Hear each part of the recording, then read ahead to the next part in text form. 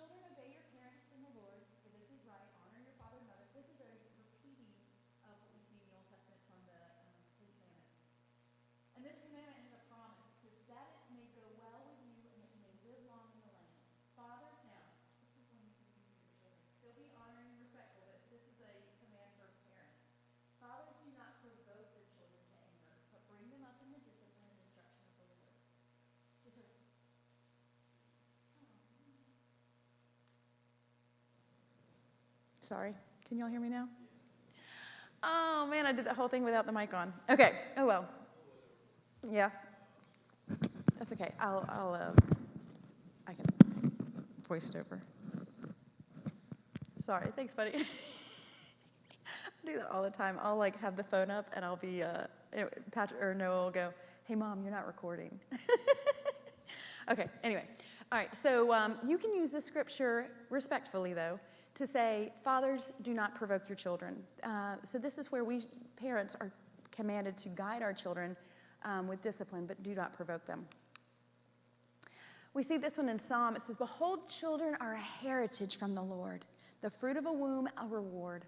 Like arrows in the hand of a warrior are the children of one's youth.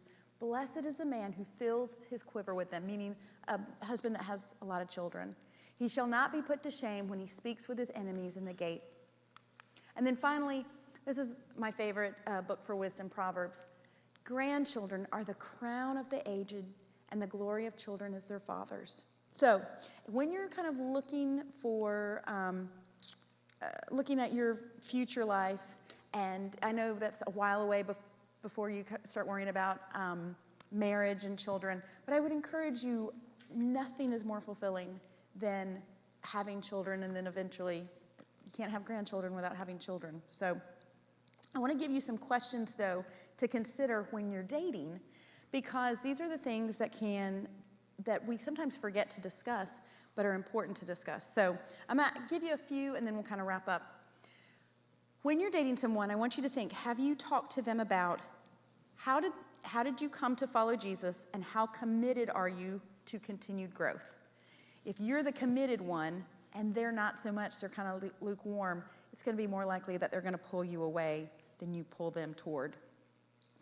From your observations, are you confident about my walk with God? Kind of asking them for some accountability. Let's see. How about this one?